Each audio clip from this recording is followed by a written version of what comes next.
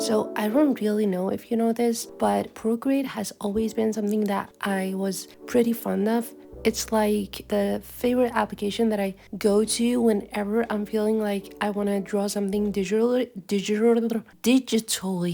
How hard is that? Okay, just moving on. And the reason for it being the best application is its simplicity, because it's really organized and I can just see so many options right in front of me, but like I'm not really bombarded with so many options. So it's been divided into sections that I can just like go to and figure it out on my own. It's really figure outable, and I don't need to take any professional advices on it. I mean, you don't need to take my advices on it. You just do you and I do me and we do we.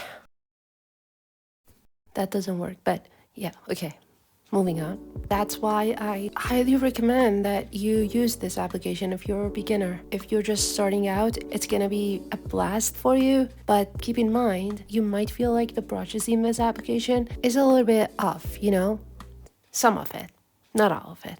So you need to use a lot of brushes and experiment with all of them to figure out what is your best option. And I found my best option, but I'm still looking for a new brush that I can use that would be much better, you know? So I'm working on making a brush that really works for me. I haven't made that brush, but once I do it, I will just make it available to you guys. Until then, just wait around and subscribe to my channel and check out every video that I put out, and you know, you'll be fine. You'll figure it out. You will see what sort of brush I come up with. And it's not a trick, okay? I'm not tricking you into subscribing to my channel. Definitely not doing that. Come on. I'm just trying to help. Anyways, I completely forgot that I was about to tell you how I design characters in Procreate. Yeah. Sorry, not my fault. It's ADHD. And I guess that's just an excuse too. Okay, so as you can see, I've been sketching this character out and I've been double sketching, like sketching over the sketch and then sketching over the sketch of my sketch. Yeah, I just do that sometimes because I'm like, it didn't turn out the way I wanted it. And I'm like super obsessive about every detail sometimes. It's not really all the time, because like if you just look at my painting, I'm always so intuitive and I don't want to be a perfectionist at all. But sometimes I do get into this episode of trying to make everything just perfect, which is something that you should strive for. I'm not saying that it's bad. Perfectionism is really underrated, in my opinion. Doing something by mistake and just trying to rectify that mistake, that's good. The beginner mindset should be like making a lot of mistakes and not be perfect. And that's how you learn and reiterate all the time. That doesn't mean that you're not striving for excellence. You are just trying to break the loop of not starting something just because you think that you're not gonna make a perfect work. And you can see that when I'm coloring this character, it's not like I know definitely what I'm gonna do with this character. No, I just go and make a lot of mistakes and just correct some part of it and then do something else, do something that feels right to me. It's like all intuitive. It's not like I have like a mechanical plan as to where I'm going and what I'm gonna do. It's just with a lot of practice, you just figure out which color to use and what clothes to wear.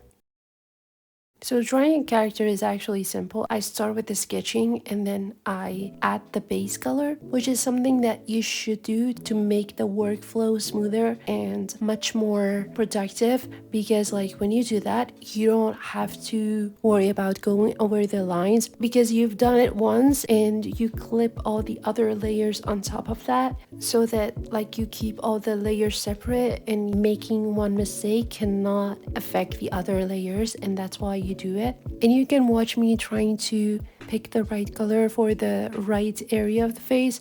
I mean, there's so many areas that should be red and like bloody, not in that sense, but like full of blood, because those areas have thinner skin, they are more red than other areas. And you can notice that the areas around the nose and around the ears, around the eyes, those are the areas that I pick to make it much more red. Also, there are areas that you have to highlight, so those areas are also important. But first of all, you need to know where the light is hitting the object. If that is like determined, then you're good to go. And what I do to determine the color of each area is not just by like adding it all together, but I add it, I dip my toe first, and then if I see that it's working, then I add more and more of that color. And like over time, I try to fill up the entire surface of the face, and that's like a gradual process, not just, you know, knowing where to actually put it, because I don't have a clear sort of vision as to what my character is gonna look like.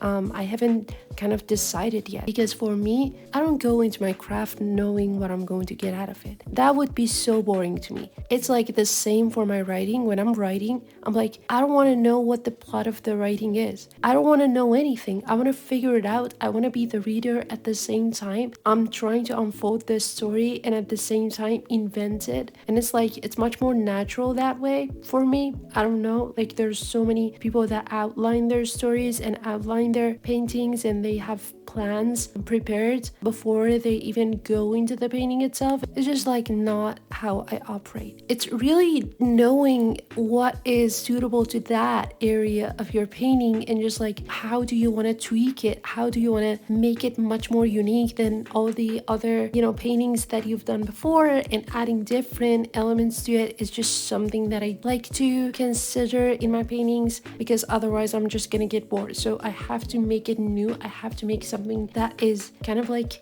impossible, and then you do it and then it's possible, like something that you haven't considered before. And that's how you keep it novel and new. Otherwise it's just following your own footstep, which is when you know that your art is just stuck and you are not improving at all. You're just like stuck in one place because you're doing the same thing over and over. You're not considering a new way of doing it. You're just like trying to do what you did before. And that's why I want to tell you that you need to really practice a lot, but consider doing it another way. So watch videos that are doing drawing in that format that you want to, and kind of like absorb a lot so that you can produce a lot and you can create a lot. And when I say that you need to figure it out on your own, it doesn't mean that you don't have to learn from other people. You have to absorb a lot of information, but do it for yourself. Like decide what is your own workflow, and you're only gonna get to know that by practicing a lot and kind of like trying to figure out your own voice.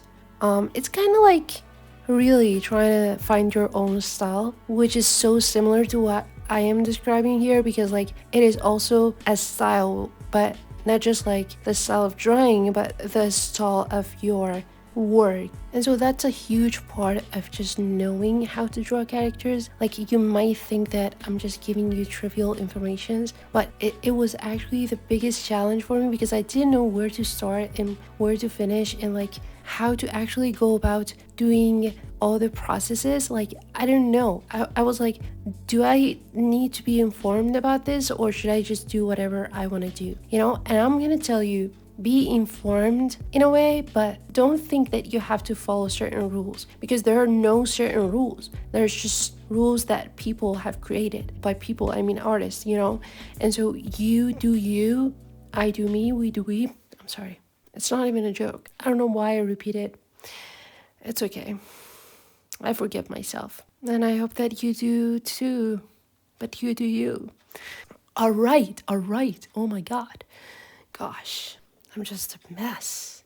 So it's like not trusting yourself is going to be an obstacle in your way. You just have to remove that. And I'm going to summarize how I do it. So I start out by sketching. And when I'm sketching it, because it's like so repetitive at this point, I've done so many sketches that it's like I can do it automatically. So I listen to something educational at the same time, which is my way of making the process much more productive. And then I start coloring it, which is me just like having 3 separate layers of base color. One base color is for hair, and another is for the face and the neck, and another is for the dress. And those are separate base colors so that when I am working on the face, it's not gonna go in the area of the hair and the dress, and it's just gonna make your process easier to work with. And so when you have the base color, you can just have like layers on top of it as just a clipping mask. When you do that, you're not gonna affect the base color and you're not gonna make irreversible mistakes because you can just like wipe it off without wiping the base color or other layers. Also, I try to keep shadows separate from the highlights, that also separate from the line art that I do after. It's like keeping layers separate. That's my number one advice if you want to start out, because it's gonna make the mistakes that you make reversible, you know, rather than just like going through it again and again and taking a long time to recover from that mistake, because it's gonna get into your head. If you've put a lot of effort into it, it's like all of a sudden one mistake, you're not gonna be able to continue on. I promise you, this is the right way of doing it. And I'm saying this to beginners, not to people that already have done a lot of paintings in this format. And so yeah, keep that in mind. And if you look at my character drawing, it's not realistic. It's not like I'm trying to define the reality in my characters, but it's a simplified version of reality. So don't try to keep it real all the time. Yeah, you might like add a little bit of, you know, a little bit of shadows here and there that are not really aligned with reality, and that's okay because you're just making a cartoonish character. And yeah, so don't be rigid in your perception of what that character can become. Just do the best that you can to make it unique and different from everything that you've done before. And so that's it. I don't know if I told you about all the things that I do.